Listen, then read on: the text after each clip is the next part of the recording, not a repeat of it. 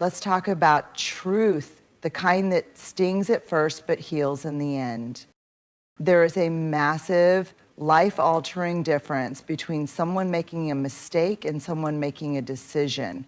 A mistake is rooted in poor judgment, lack of awareness, or an emotional blind spot. It's what we do when we're human, messy, and still growing. A mistake says, I didn't know better in that moment, but I wish I had. But a decision, that's different. A decision says, I knew this would hurt you, and I did it anyway.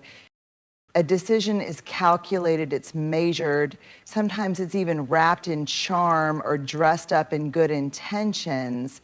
But no matter how it looks on the outside, when someone chooses to cross a line that they know matters to you, it's not a mistake, it's betrayal. And when you try to treat a decision like it was a mistake, you end up betraying yourself. You rationalize their behavior, you downplay your pain. You tell yourself, maybe I'm overreacting. Even when your gut is screaming, you put your empathy in the driver's seat and your boundaries in the trunk. But here's the truth. When someone intentionally causes harm, that's not an accident you can clean up. That's a choice they made with full awareness of its cost, and they chose it anyway. Let's clear something up, something many of us were never taught growing up. Boundaries are not cruel. They are not harsh. They are not a form of revenge. They are clarity. They are protection. And most importantly, they are self-respect in action. Somewhere along the way, many of us were conditioned to believe that saying no was mean, or that walking away from harmful relationships made us unforgiving or cold. We were told that keeping the peace was more important than honoring our pain, that we should be the bigger person, even when it meant shrinking ourselves to fit into a relationship that chipped away at our dignity. But here's the truth. A boundary is not a wall, it's a bridge that tells others how they can be in relationship with you in a way that's healthy, respectful, and safe. When someone has intentionally damaged you, choosing to no longer allow them access to your energy, your heart, or your life, that's not punishment. That's you drawing a sacred line and saying, I matter, my peace matters, my safety matters. It's not a declaration of war, it's a declaration of worth. You are not obligated to make room for people who've repeatedly shown you that they don't know how to care for your heart. You don't owe continued access to someone simply because they're sorry or because they're persistent. Sorry doesn't rebuild trust. Sorry doesn't undo intentional harm. Sorry doesn't grant automatic re-entry. Boundaries can feel uncomfortable at first, especially if you've spent years confusing people-pleasing with kindness. But every time you say, this is not okay, or I will not allow this behavior in my life again, you are reinforcing a deeper truth. You are no longer abandoning yourself to keep someone else comfortable. And maybe they'll call you harsh. Maybe they'll say you're overreacting. Maybe they'll try to twist your boundary into evidence that you are the problem.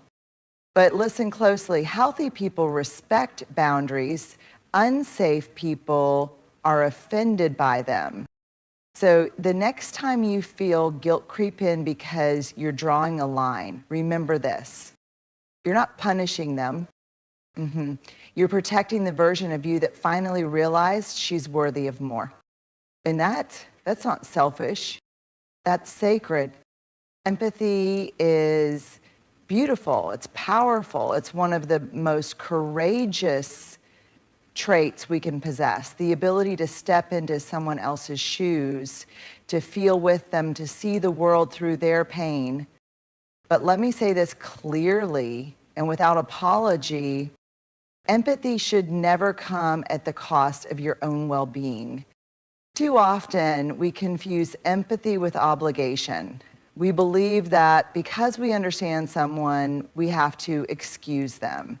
That if we can trace the roots of their behavior, childhood trauma, unhealed wounds, emotional immaturity, we are somehow required to remain available, compassionate, forgiving, even when their behavior is harming us. But here's the hard truth. You can understand why someone hurt you and still choose to walk away. You can say, I see your pain, but I will not let it bleed all over me. You can say, I have compassion for where you've been, but that doesn't mean I will allow you to trample over where I'm going. Empathy becomes dangerous when it turns into self-abandonment.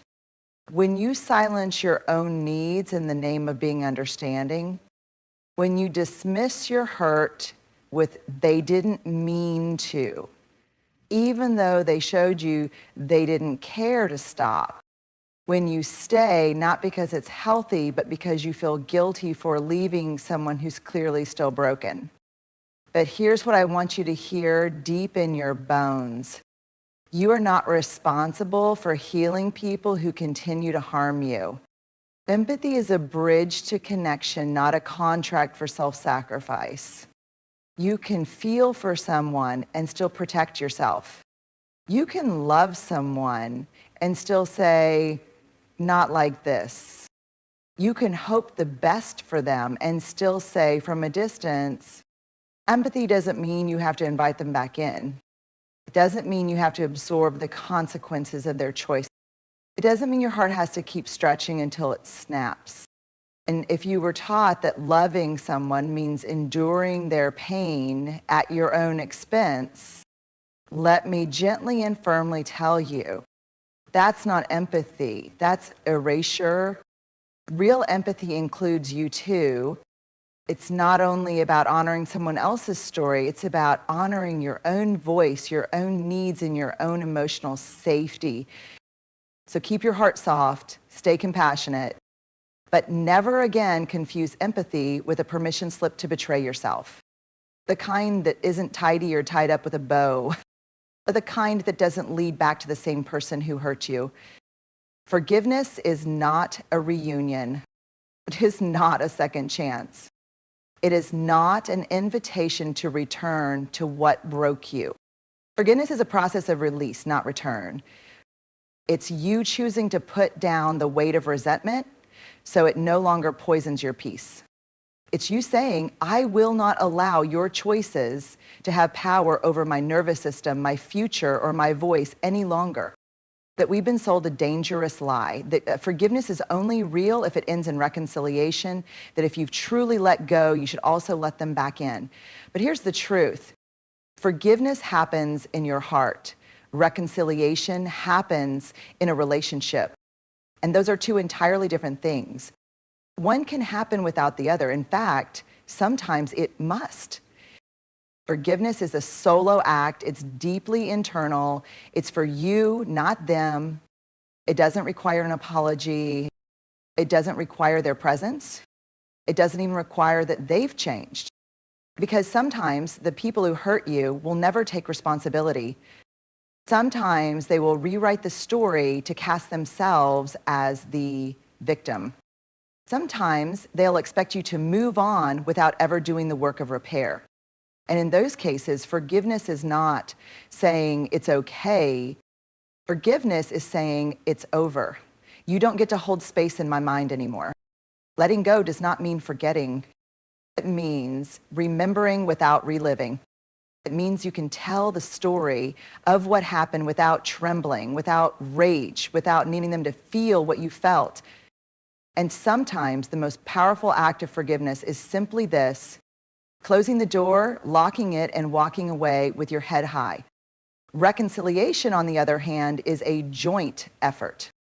It requires remorse, repair, accountability, and change. It requires both parties to show up, not just with words, but with new behaviors. Without those things, reconciliation isn't healing. It's self-abandonment dressed up in spiritual language. So let's stop telling people they haven't truly forgiven if they don't reconcile. Let's stop pressuring hearts to open up to those who haven't earned re-entry. Let's stop confusing grace with permission. You can forgive and never speak to them again. You can release the bitterness and still reinforce your boundaries. You can wish someone healing and still know they're not safe for you. Because forgiveness is not a bridge back to pain. It's the key that unlocks your own freedom. People show you who they are, believe them the first time. And we don't like to believe it. We don't want to believe it. Because if we did, we'd have to face truths we're not ready to hold. We'd have to admit that someone we care about isn't who we hoped they would be. But here's the hard truth wrapped in compassion. People show you who they are, believe them the first time, not the version they post on social media, not the version they become when they're trying to win you back, not the version they promise to be someday, the version they are when no one is watching, the version that shows up when they're angry, when they're not getting what they want, when they're faced with your boundaries. That version is the truth. And when someone lies, manipulates, betrays, or mistreats you, intentionally believe that, not because you want to stay angry, but because clarity is a form of protection. Their actions are not mixed signals. You're just hoping for a different translation. We all have the tendency to rationalize toxic behavior when it comes from someone we love. We tell ourselves they're just hurting. They might didn't mean it. It was just a bad day. But patterns speak louder than isolated moments. If someone shows you repeatedly that your pain doesn't matter to them, that's not confusion, that's character. And I know it's hard. I know it's painful to let go of who you thought someone was. But clinging to potential is a trap. It keeps you in a holding pattern, emotionally suspended between who they really are and who you wish they would become. But love without truth is just a beautiful illusion. When someone shows you they are careless with your heart, believe them. When someone violates your trust and shows no genuine effort to rebuild it, believe them. When someone crosses boundaries and calls you sensitive for setting them, believe them.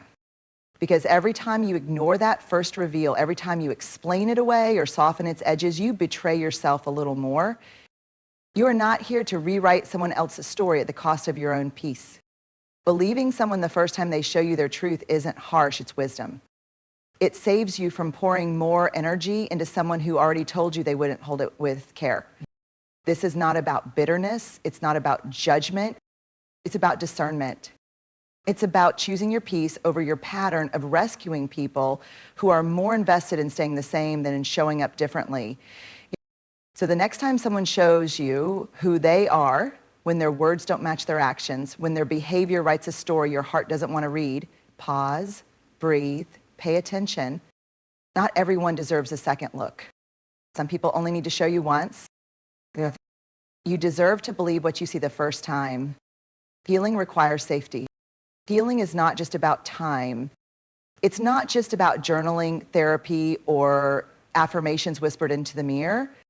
Healing is about environment. And more than anything, healing requires one essential ingredient: safety. You cannot begin to heal in the same environment that hurt you. You cannot grow while you're still bracing for impact. You cannot learn to trust yourself again while someone is still actively making you question your reality. Healing requires peace, not performance. It needs stillness, not survival mode. It needs a space where your nervous system can exhale, where you're not constantly analyzing tone, reading between the lines, or preparing for the next emotional ambush. We like to believe that we can heal while staying connected to the people who broke us, that we can find our footing while still standing on cracked ground. But the truth is, healing cannot happen in chaos. It cannot happen in a relationship where you are constantly being re-injured. And let's name this because it matters. If someone intentionally damaged you and you are still in contact with them, still trying to work it out, still giving them access to the soft parts of your soul, your healing is not just stalled, it's under attack. There's a version of you, wiser, more grounded, more whole, on the other side of that pain, but you won't meet her until you remove yourself from the places and people that made her disappear in the first place. Safety isn't just about the absence of violence. It's about emotional security. It's about knowing you can speak without being mocked. be healed without being punished, say no without fearing abandonment, rest without guilt, laugh without tension. And here's what no one tells you. Sometimes you have to build that safety for yourself. Sometimes it means saying goodbye to someone you love. Sometimes it means drawing a boundary that feels like a wall but is actually a lifeline. Sometimes it means choosing loneliness over loyalty to dysfunction. And that is not weakness, that is wisdom. You are not meant to carry your healing into battlegrounds. You are not designed to bloom in places where your soul is being stepped on. You are allowed, encouraged to choose peace, even if it disappoints the person who hurt you, especially if it does, because your healing is not a negotiation. It's not something you earn by being agreeable. It's not something someone else gets to control. Healing begins when you choose you. When you say no more, when you create space for softness, silence, honesty, and breath. You don't have to be brave in the presence of danger. You have to be brave enough to walk away from it and into the safety you deserve. You are not unkind for refusing to reopen a door that someone intentionally slammed on your heart. So you are not bitter for protecting yourself. You are not unforgiving for walking away from someone who had every chance to treat you with care and chose not to. You have every right to choose peace over chaos. You have every right to honor the pain you didn't deserve.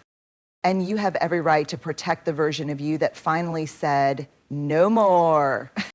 This isn't about revenge. This isn't about being hard or heartless. This is about learning to recognize the difference between a person who made a human mistake and one who made a clear, conscious decision to harm you and never looked back. You don't need another apology. You don't need them to understand the damage. You don't even need closure from their side. You are the closure. Every boundary you hold, every second chance you refuse, every quiet decision to heal in peace, that is your closure, that is your healing. So if you've been waiting for a sign to stop giving your heart back to people who keep dropping it, this is it. You deserve love that doesn't require you to shrink, to beg, or to bleed quietly. You deserve safety. You deserve freedom. You don't owe anyone a second chance to hurt you the same way twice. And maybe the most radical, self-loving thing you can do is to believe them the first time, forgive for your peace, and never hand them the keys to your heart again. You are not wrong for closing the door. You are finally right where you need to be on your own side.